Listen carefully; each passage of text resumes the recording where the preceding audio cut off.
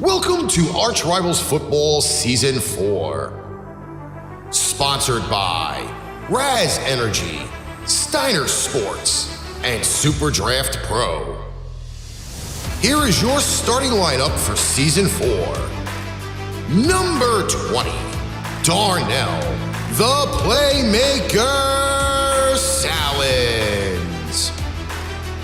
Number 96, Alex, the Bear Man, Al-Kazzaz. And number 69, Ricky, the Master of Mayhem, Litwinkowich.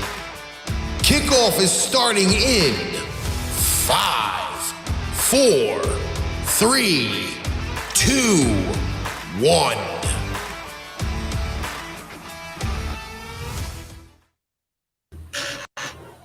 Ladies and gentlemen, welcome to ArchRivals Football on this Tuesday, November 22nd, 2022. Allow me to be the first to wish y'all a happy Thanksgiving, as it is that week and it's that time. I am here to recap week 11 of the NFL season. We're going to preview Thanksgiving Day slate.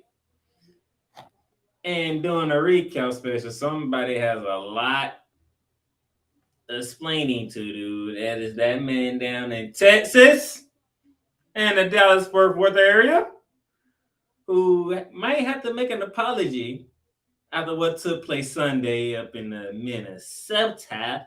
The Bear Man of Texas, Mr. Alex Al-Kazzaz. I don't gotta make no apology.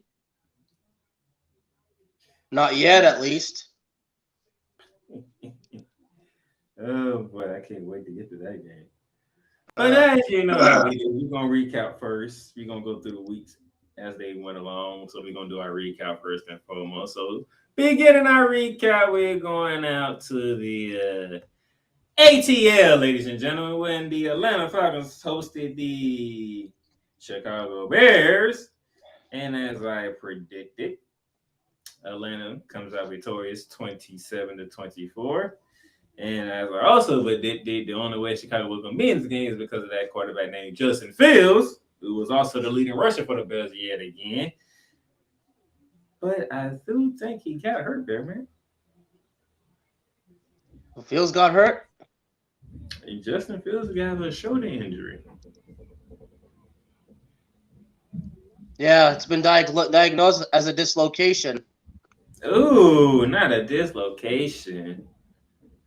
Is he gonna be ready a day ago, Bleacher Report reported that it's been diagnosed as a dislocation.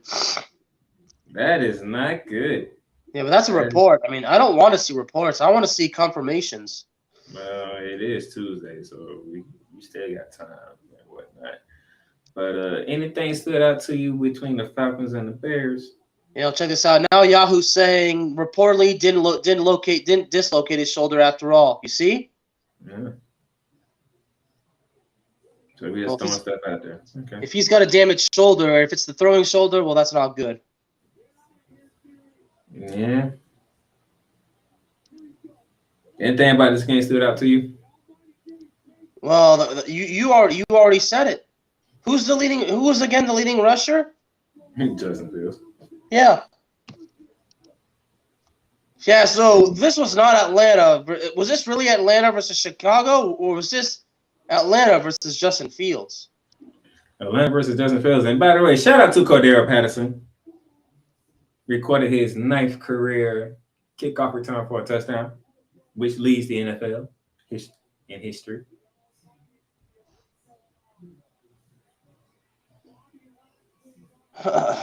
Moving on. A game that was supposed to take place in Buffalo, but we had a snowstorm or blizzard, whichever one you want to use. It don't matter. It was too much snow for them to play in. Mother Nature had different plans. This game got moved to Detroit, Michigan at Ford Field as the Cleveland Browns met the Buffalo Bills. And the Bills really dominated this game. This game didn't get close into the fourth quarter, but by then it was too late. So Buffalo 31, Cleveland 23. Buffalo moves to 7-3. on the season. Josh Allen, 18 for 27, 197 yards, 1 touchdown. David Singletary, the leading rusher. Not Josh Allen. David Singletary was the leading rusher. 18 carries, 86 yards, and a touchdown. Well, so much for that injury. It doesn't seem that Josh Allen was suffering any ill effects.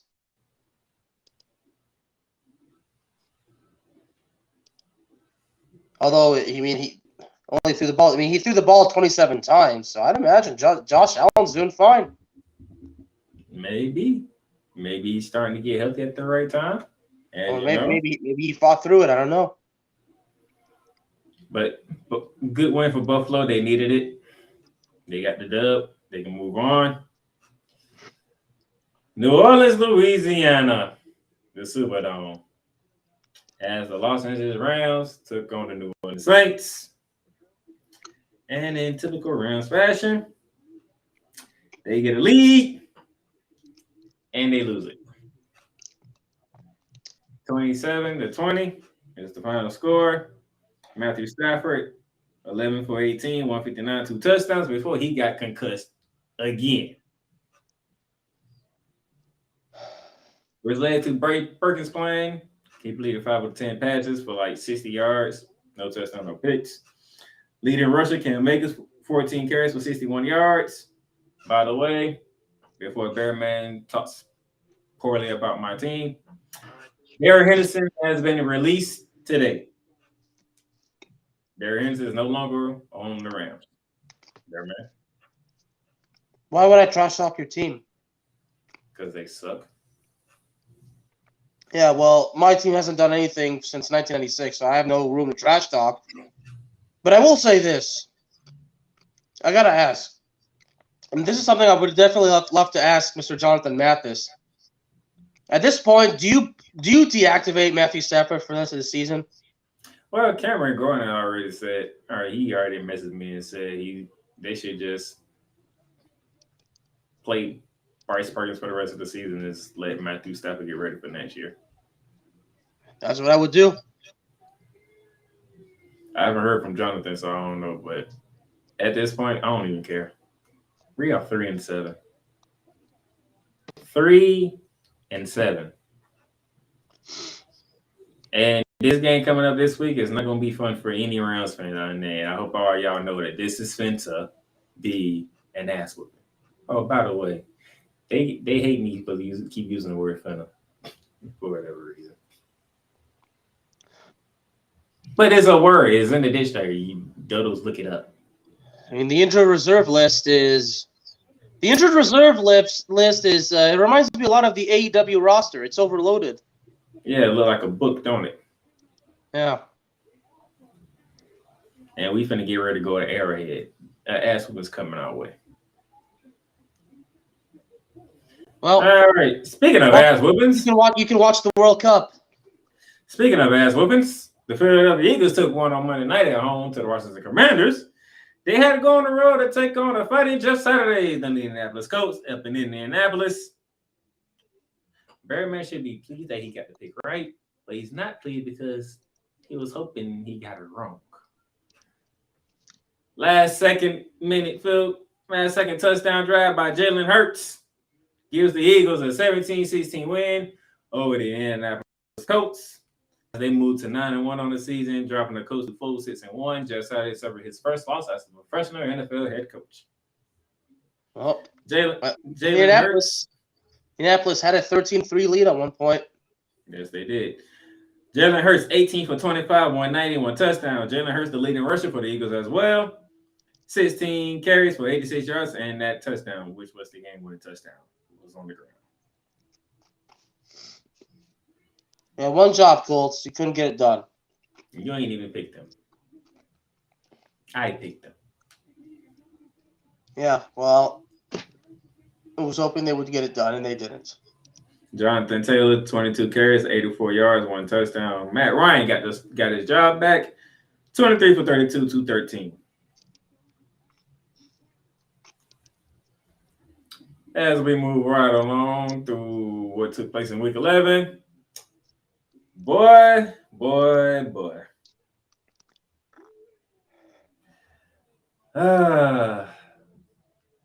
Foxborough, Massachusetts.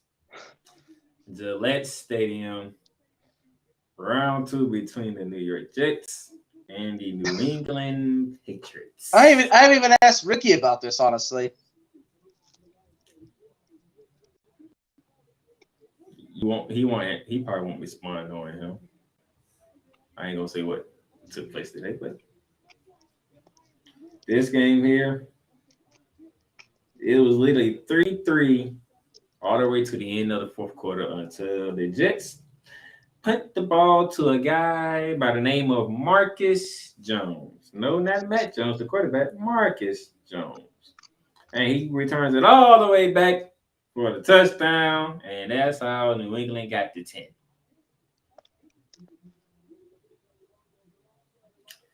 Matt Jones, 23 for 27, 246. That is it.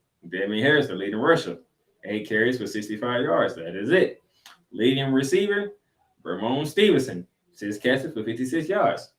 For the Jets, Zach Wilson, 9 for 22, 77 yards. Leading rusher, Zach Wilson, 3 carries, 26 yards. Bearman, do you know how many yards the Jets had in the entire second half? I mean, the entire second half. I know they had 103 yards in the entire game. 2 of those came in the second half. How many? 2. Just 2. 2. 2 yards in the second half? 2 yards in the second half.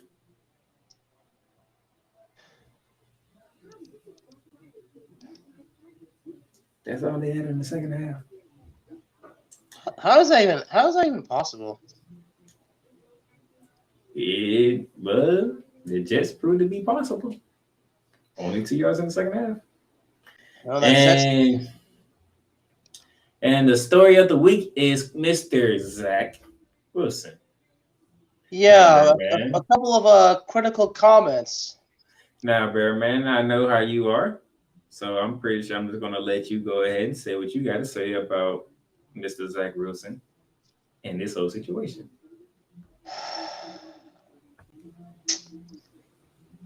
You always got to. You can never really go against. You can't make that risk of going against your teammates.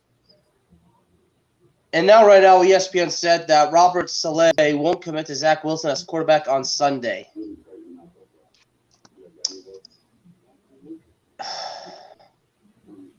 As far as what Zach Wilson said, he said what he said, but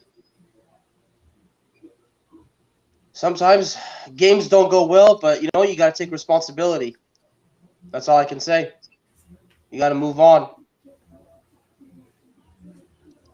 Did you let your defense down? No.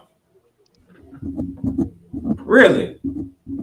I would have said this. I let my teammates down. I let my coaches down. I let the team down. That's what I would say. I let the team down. Zach Wilson, you completed 9 passes out of 22 attempts. Now, if I do some math right here, I'm pretty sure this is not going to look right. This is going to look very ugly, okay? So 9 for 22, correct? Mm-hmm. 41% completion percentage. 41 completion percentage. Okay.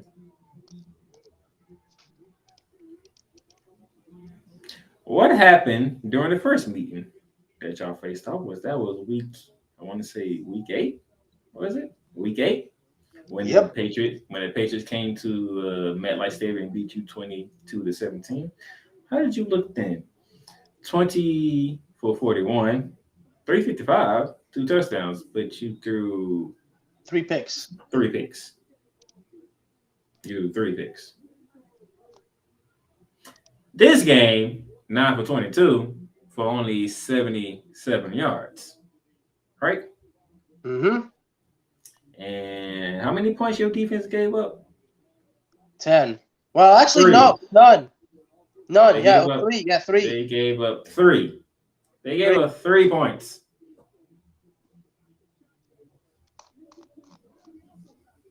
So in giving up 3 points, you feel you didn't let your defense down?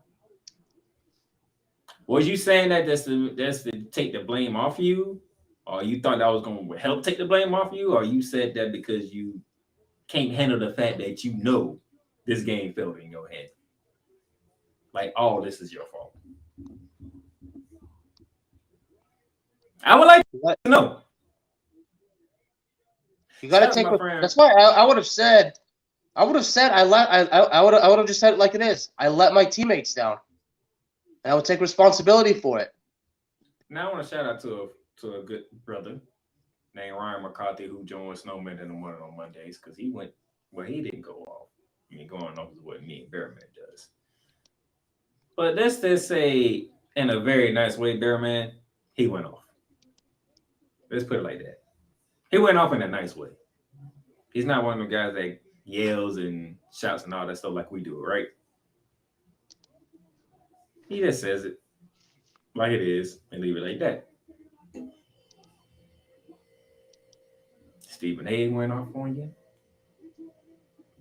Dan Orlovsky went off on you. Michael Irvin is worried about you. You're not looking good, Zach Wilson. Who else knows what they said on NFL Network or on Fox or on CBS? But yeah, you need to shoulder this one, sir. You have to shoulder this one because that was terrible. And speaking of terrible, which involving the other New York team, which Bearman probably smiling at right now, because the New York Giants were home at Life Stadium. And somehow, some way, got selected by the Detroit Lions. Yeah, that was a surprise. Detroit had a 17-6 lead and didn't look back. Jared Goff, 17 for 26, 165. That is it. Nothing more. Saquon Barkley, 15 carries for just 22 yards. Daniel Jones was the leading rusher. 7 carries, 50 yards, and a touchdown. Of course, he's the leading passer with 27 completions out of 44 attempts, 341, 1 touchdown, and 2 picks. But Jamal Williams had not 1, not 2, but 3 touchdowns.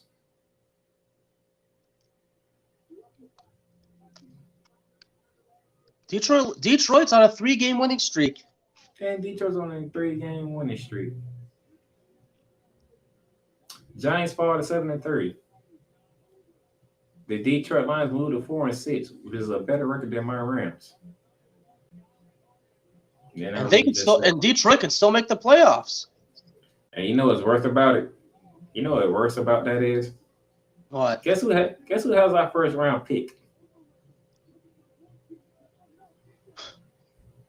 The Detroit Lions.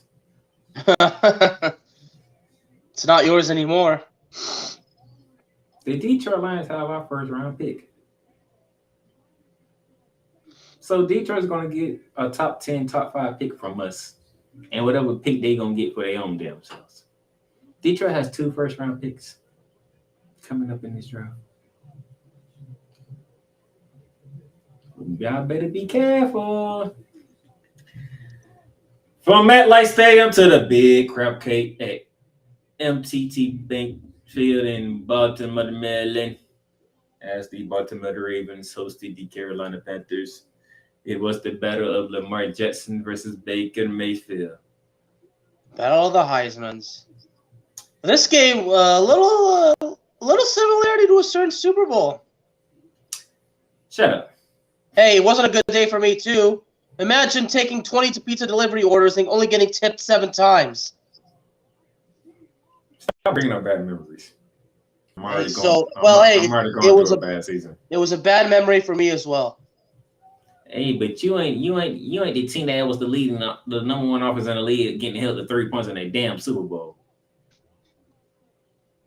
Hey, you beat my team on the way there. That 2 guys with 100 rushing yards.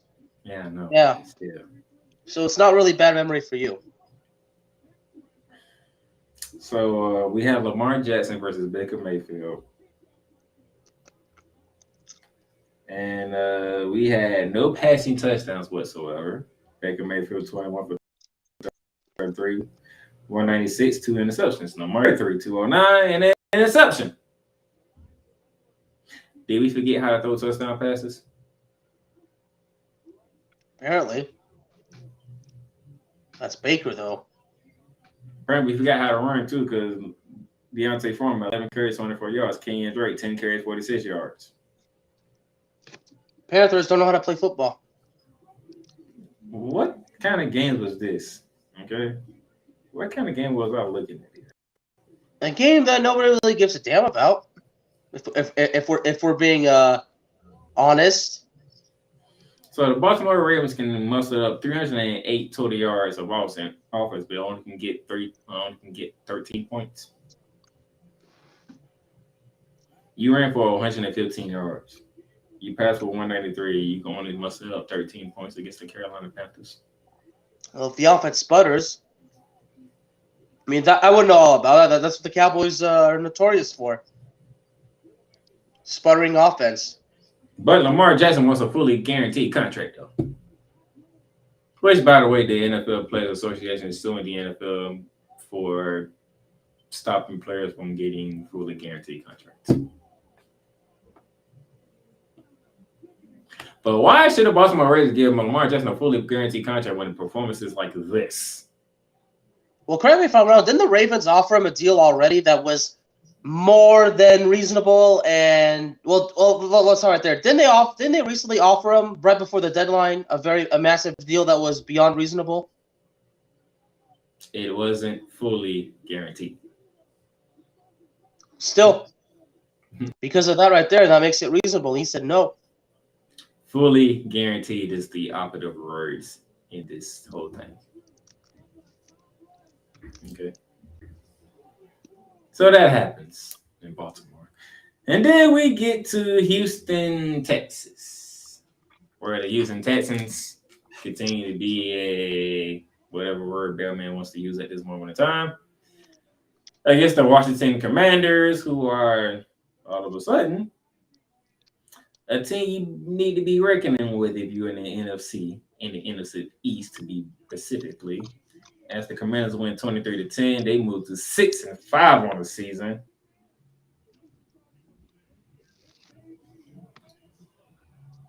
Instead of going through the numbers in this game, Bear Man, how do you feel about the Commanders now, as they are starting to win with Taylor Heineke at quarterback? Heineke should have been the starter from the beginning. Never should have gone Carson Wentz. Never. Do you have any worries about the Commanders now? Because I don't think y'all haven't played them yet.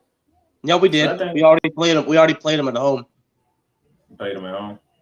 So you got to go to DC. Ooh, how you feel about that game in DC? We'll see how the situation is by then. If the Cowboys have a playoff spot by then who the hell cares? But right now, the NFC East is not the least no more. Nope, that's gone. Definitely not the least no more. I would say that. And can't believe I said that live on air. Good gracious. What happened to the NFL that I knew and grew up? All right, our 4 o'clock slate begin at the Mile High. Good gracious. That was the Denver Broncos hosting the Las Vegas Raiders. And round 2 of this matchup. Is it me or did round 2 look as similar to round 1? No, it did.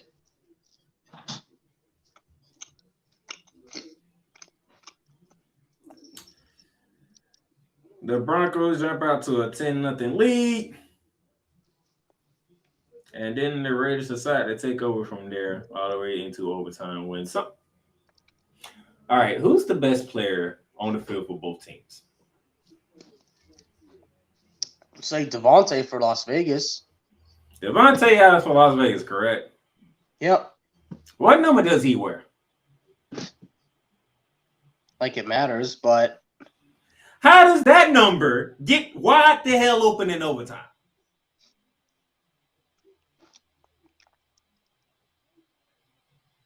Somebody explain that to me. The best player on the field is uncovered for a walk-off touchdown.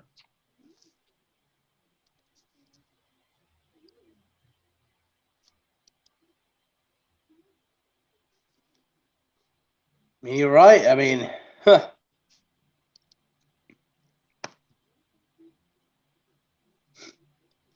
You see, there's no logical response. That's why the world is silent.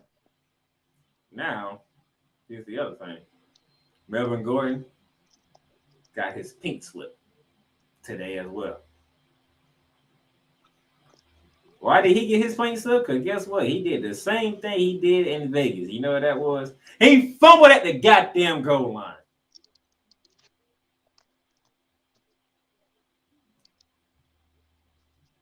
Melvin Gordon. How do you fumble? How do you continuously fumble the ball at the goal line? Is what I'm trying to figure out.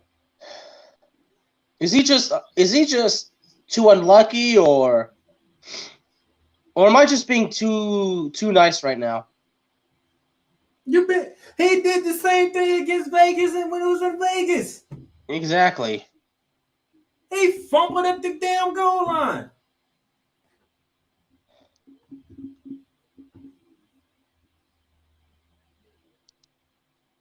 I mean, John Misak made a statement about that. At this point, you might as well get rid of the guy. So he got his pink slip. He was released today. So, oh boy.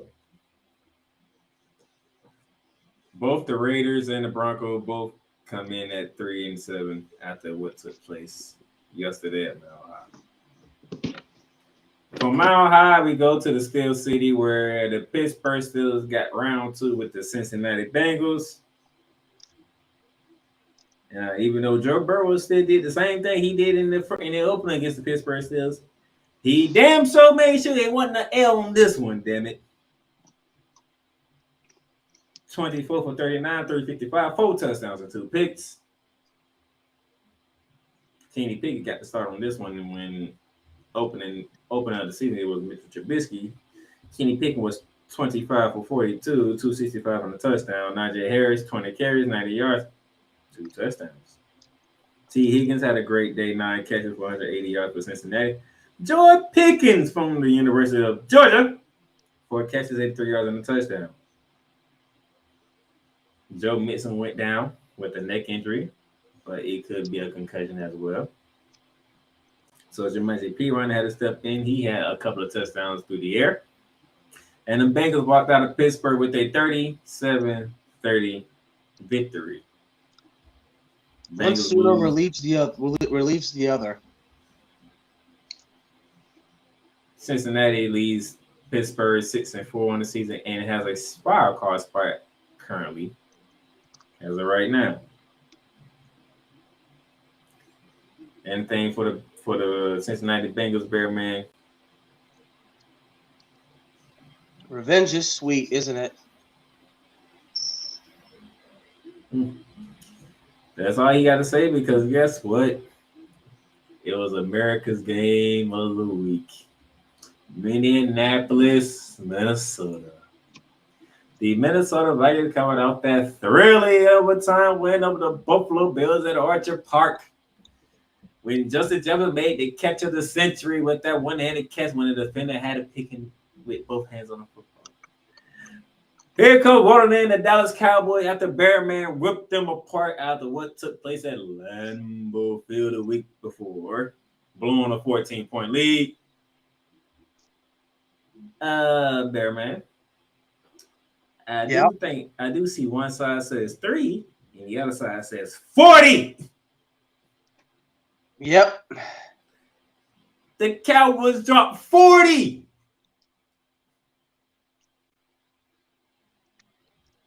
They did exactly what I said that Minnesota would do. So when I wrote my recap, you know what I called this game?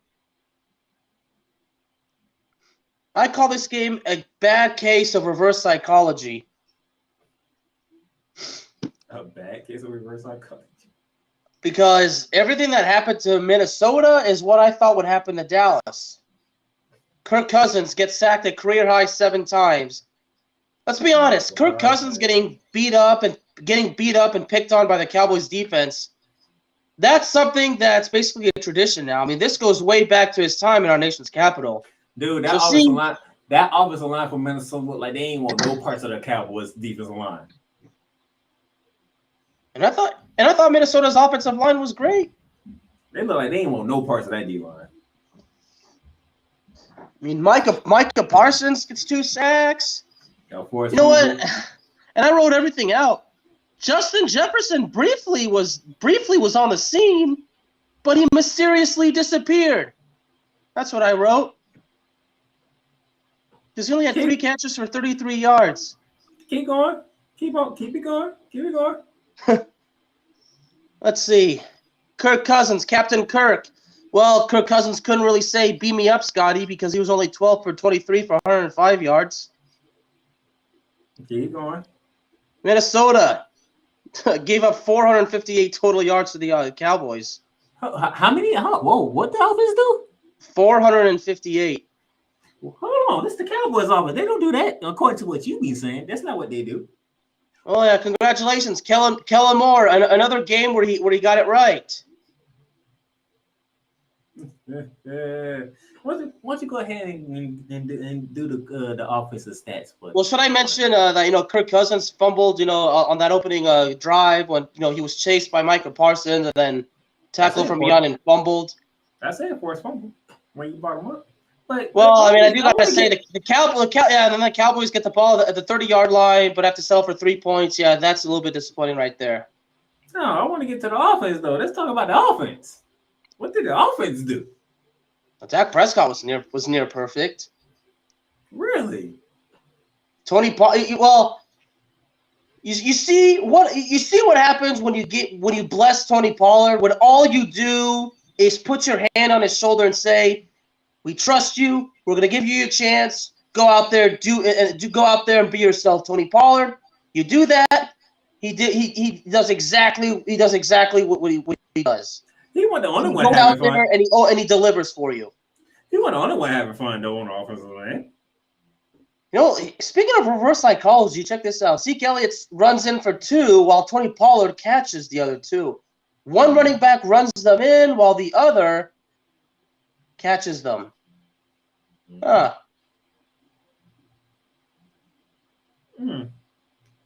Well, I mean, there was a game briefly. There was a game briefly when Minnesota tied the game with 3 points, and after that, it kind of went down.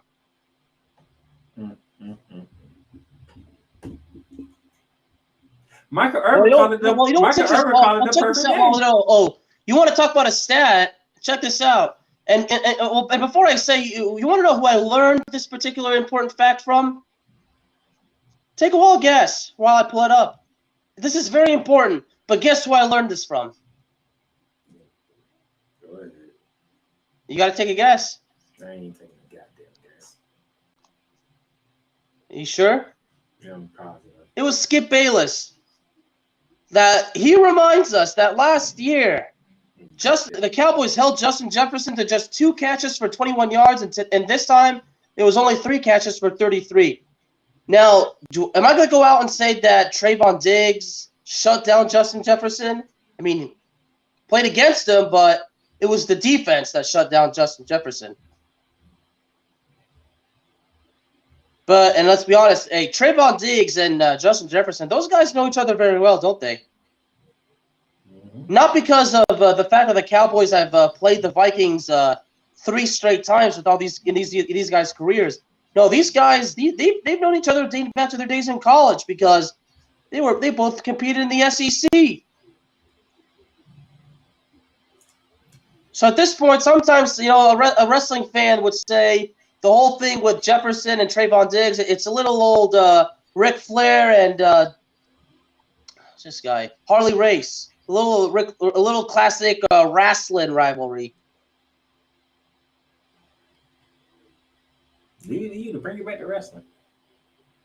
I love pro wrestling. But yeah, the Cowboys 40. A nice soul 40 burger on the road. And you were supposed to rant on me too today, weren't you? And oh yeah, let me guess. I'm not worth it, am I? This is what happens when I tell him to go one way. He doesn't want to go that way. He would try to go the same way I go, and it comes back to bite him in the ass. You want me?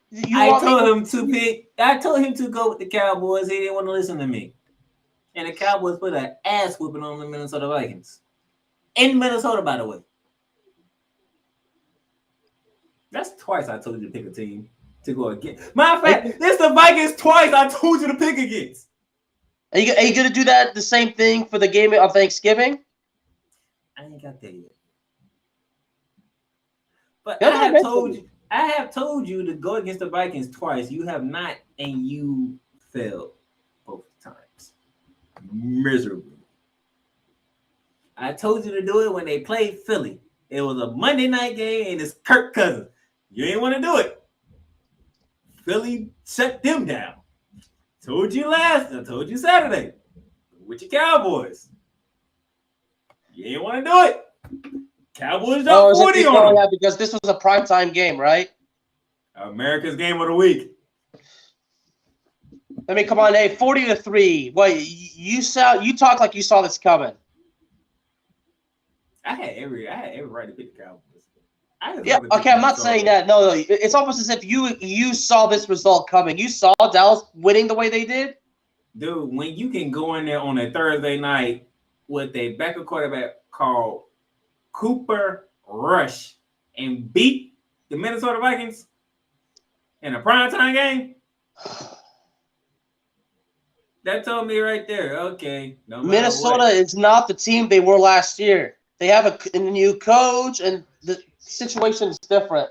What does that score tell you? It tells me that the Minnesota Vikings, obviously, there's a lot of problems. Maybe the Cowboys got their act together. Maybe Minnesota just had a bad day. Maybe Minnesota was arrogant. I don't know. That's 40. Or maybe somebody, again, I have to remind myself that the Cowboys have a long traditional history of picking on Kirk Cousins. And this goes back to this time when he was in Washington. So I guess I do have a certain question for a certain. Well, so you said that, and all that did not even lead you to beat the Cowboys. Hey, you know what? It's not over between. It might not be over between these two. There could be there might be a rematch in the playoffs. Oh look, Kirk Cousins is gonna get murdered. Oh, and now you're already okay. Kirk Cousins is gonna get murdered. Jesus All Christ. right. Did you watch this game, by the way? Yes, I did before I went to work. That game was in the afternoon. Wait, did you work at night? Mm-hmm. Wait, you worked the graveyard shift? No, actually, I opened the weekend. So when I came home in time for this game. Oh, okay, so you watched it after work. I watched it after work. I watched the ass whooping take place, and they had to, and you know how bad it was. This Cowboys, the Americans team, right? Beating them so bad, they switched to the Pittsburgh-Cincinnati game. Yeah, how dare they? But let me guess. So as the Cowboys were beating them down, I was on your mind the whole time, wasn't I? I was laughing my ass off. Did you the same? I was gonna message you, but I was like, no, I'm gonna wait till Tuesday. I'm not gonna miss. I'm gonna wait till Tuesday. No, I would have gladly responded. I know you would have, but it would have took. I would have simply asked, "You want to buy me a beer?" No, this would have took this out the equation though, because now you had to wait, and you knew what was coming. You knew it was coming. Well, I did have a job interview the next day. And speaking of knowing it was coming, which actually went very good. Sunday night football. SoFi Stadium, Los Angeles, California. The LA Chargers hosting the Kansas City Chiefs in round 2 of their matchup for this season. These two met back in week 2 on Thursday night in Arrowhead, and that game ended in a similar fashion. And we got to see it all over again on Sunday Night Football.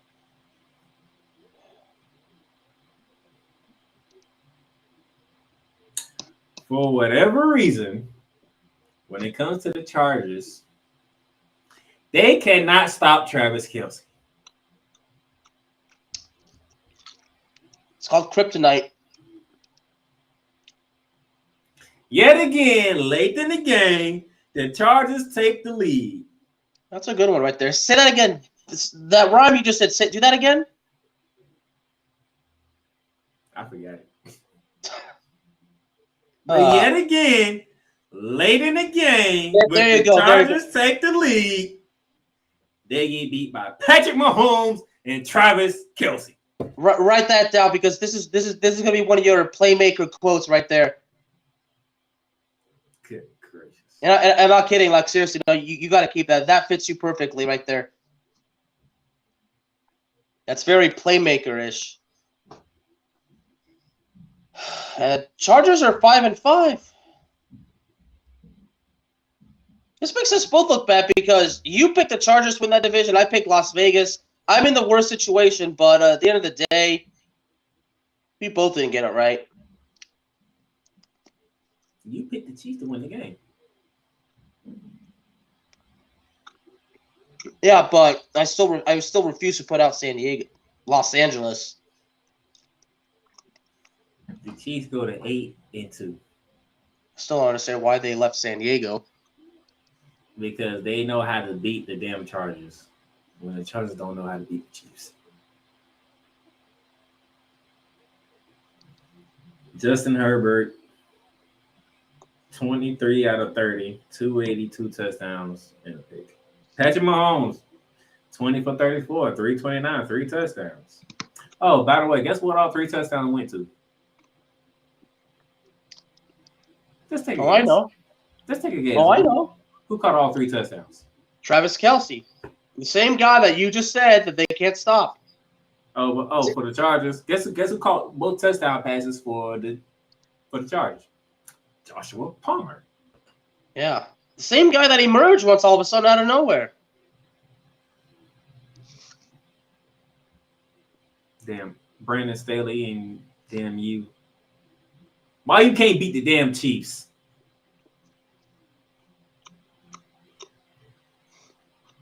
And then Monday Night Football. I mean, did we have any doubts of what was going to happen in Mexico? Nope. Somebody brought up the question. Is it? I mean, Jonathan Mathis. I got this through Jonathan Mathis because he was actually pretty annoyed that he saw this. But are the Cardinals now immediately regretting what they gave Kyler Murray? Oh, you talking about the guy that didn't play? Yeah, and the contract that he has. That guy that's dealing with a hamstring injury. Uh-huh. Trying to come back to a team that's 4-7 right now. You know what the funny thing is? Jimmy Garoppolo. You ready for this, Bear Man? Jimmy Garoppolo. 20 for 29. 288 yards passing. Not 1. Not 2. Not even not 3. 3.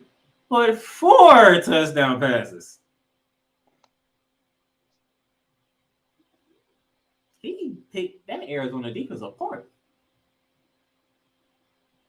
Even McCoy, I think, was even benched at one point. Colt McCoy, 24 for 34, 218, an interception. George Kittle, 4 catches, 84 yards, and 2 touchdowns. Guess who caught the other 2 touchdown passes? Oh, Brandon Ayuk.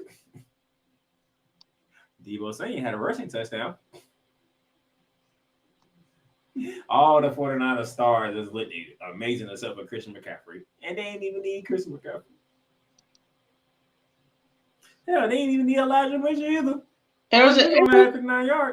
Arizona's finished too, so it's all down to Seattle and San Francisco.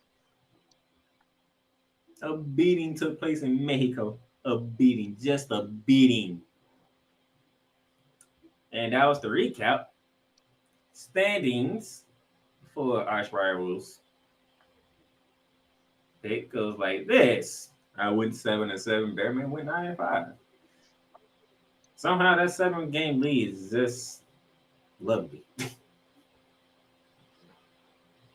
We practically flipped from last week, so we just right back where we started at 2 weeks ago. No, it doesn't matter. It's out of reach.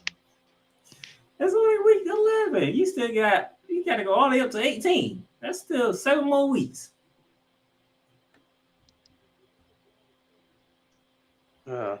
Swell.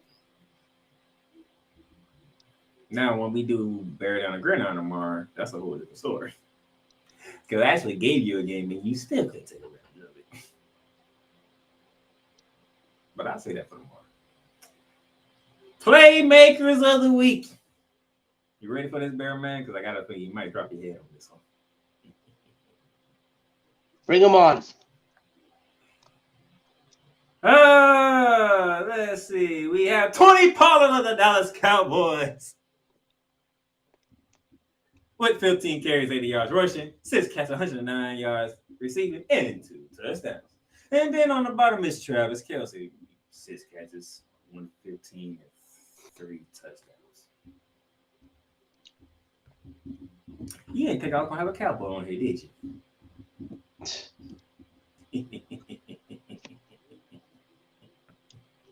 I mean, that 68-yard play, not unnoticeable. The fact that Bearman has to sit here and go through all this. No, you like it. I know you do. I damn sure do. I get to pick on you for one because you always trying to talk bad about the Cowboys, and I'm like, look what they playing. Tell you what, if the Cowboys can beat the Giants, then I'll shut up. Ooh, interesting. Because guess what? We're going to take a break right here. Because when we come back, we are going Turkey Day. Gobble, gobble, gobble. We'll be right back. Paint Train Pipe Bomb Productions and the Playmakers blog are now both partnered with Fanatics. Fanatics is now your new home for all fan merchandise. From the MLB, the NFL, the NBA, the NHL, MLS, NASCAR, WWE, international soccer leagues, and golf. Check out the links below for everyday deals on fanatics.com.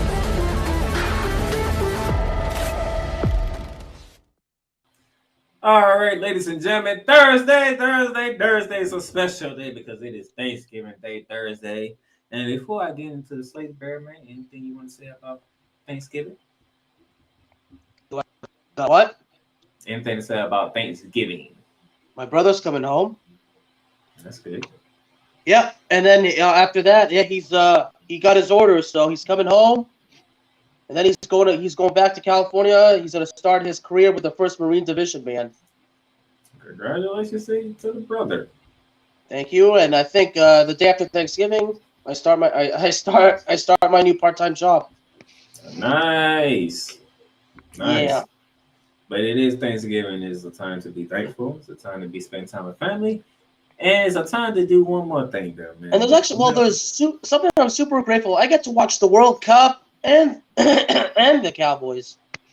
Exactly. Now the USA and England's the day after the World Cup. So, and man, the USA's chances, man, those English fans are unbearable.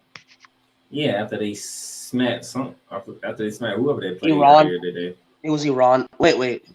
No, England didn't play today. They played yesterday. You want to talk about a surprise result? Saudi Arabia beat Argentina. Yeah, I heard. France beat Australia. I was actually surprised. France actually played good. Nevertheless, Thanksgiving is for family food, and what's the other word I'm looking for? Football. Yep. Football. Football and football. We got American football, and then we got real football. We got soccer. You see what I did, Bearman? You like what I did with this? You shouldn't be asking me if I like it. You should be asking Kirk Cousins. But then again, there is a rematch. I can't trash talk Kirk Cousins. Hey, guess who's back in Detroit for another week? Buffalo. The Buffalo Bills start Thanksgiving off in Detroit as they are taking on the Detroit Lions. 12:30 p.m. CBS. Josh Allen, Jared Goff, Bearman. Is this going to go the way that I think it's going to go?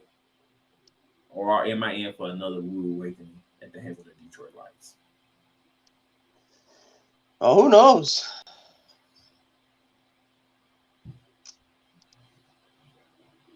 Vegas has Bills at 9.5. ESPN is giving Buffalo 82.7. We could definitely see an offensive shootout. There's definitely a chance. Hell no. I'm going Buffalo. I mean, I'm going Buffalo too, but Detroit could still put up a fight.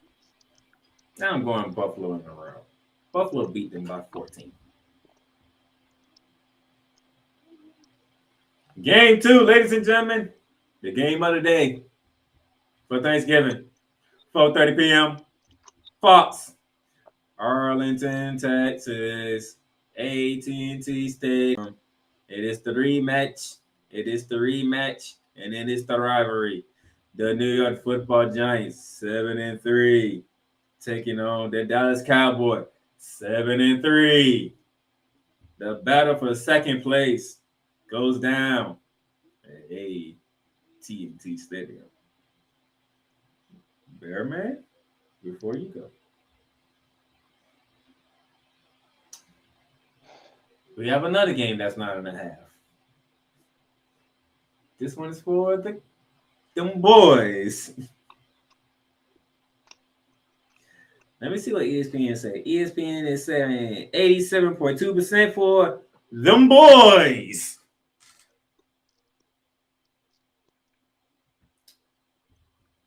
Birdman, it looks like Vegas and ESPN trying to set you up. Oh, you think?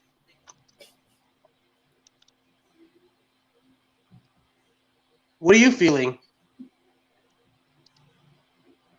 Yo ass in trouble. That's what I'm thinking. For the first time in I can't remember how long, the Cowboys will win on Thanksgiving for once. Since 2018. The Cowboys win on Thanksgiving. Okay. Tell me why. No, I'm serious. Tell me why. Go ahead. No, go ahead. No, I'm serious. No, you tell me. I want to hear your thoughts. Do you not hear the injuries that the Giants are dealing with? It's literally Saquon and that's it. Cowboys are dealing with injuries too. There's been injury reports all week with illnesses. Micah Parsons is one of them. Dude, Daniel Jones has no receivers to throw to. What about the Giants defense? Oops. The Detroit Lions did smoke them for like 31 points, didn't they? And what about Daniel Jones, being able to run around? And we did just see the Cowboys put up a 40 burger on a damn road. The only way the Cowboys lose this game, it will be because of Kellen goddamn Moore.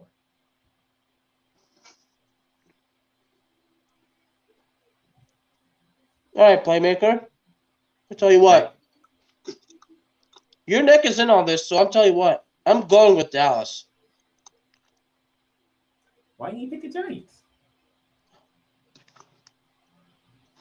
Because I want my Cowboys to win on Thanksgiving for once.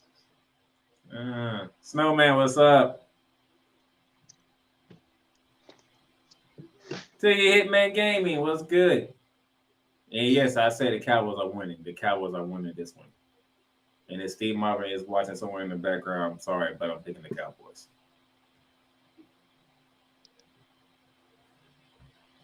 It was fun while that's the Giants, but the Cowboys finna take y'all down. The fall of the Giants has begun. You shouldn't have lost to the damn Lions. Since you lost to the damn Lions, now I know the Cowboys gonna take it. Because all I gotta do is report the same game plan they did against Minnesota. Use both of your damn running backs. That's it.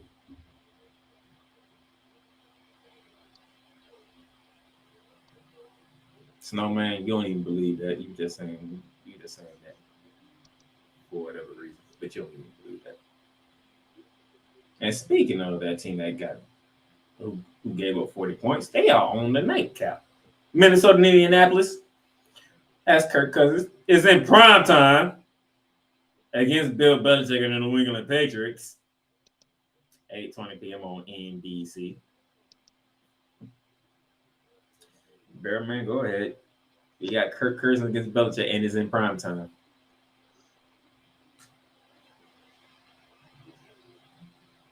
How can if they got Dalvin Cook, Jefferson, and everybody out? Because how could they lose to this average Patriots team? But what we saw last week. Let me think of the reasons. Let's see. 1 is in prime time. 2, Kirk Cousins is the quarterback. 3, Bill Belichick somehow, some way thrives in Thanksgiving games in prime time. I don't know why. But Then give me New England. Question. Real question is, y'all think the Cowboys are coming out of their division between them and the Eagles? Eagles might get home. Eagles get home field. Cowboys get a wild card. Yeah, that's it right there. Eagles winning the division and the Cowboys getting a wild card. Because really, who's going to stop the Cowboys from making the playoffs? Let's be for real. They're already 7-30.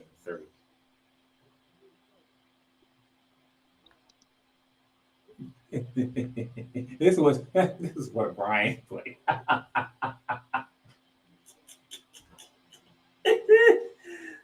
Oh my gosh! Because Darnell, I'm telling you, I'm picking the Cowboys, but you are in a you know like there's no excuse for Dallas whatsoever. It's a rivalry game. But what about New York's offensive line? The same as always been. It's a rivalry game. I'd better see Dallas winningly. I better actually for once see my Cowboys win on Thanksgiving. They're 3-7 in their last 10 games on Thanksgiving, Playmaker. I know that. I'm picking the Cowboys. But knowing the Giants, all right, well, let me ask you this. Didn't that Monday night game come down to the wire?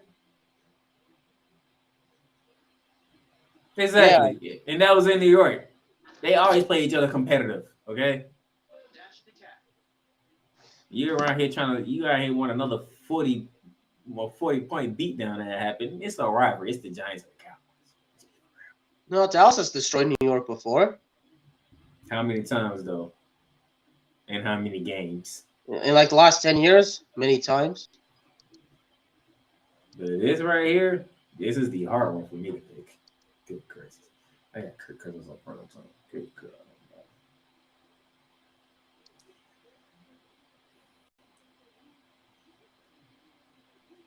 I'm going to pick Minnesota.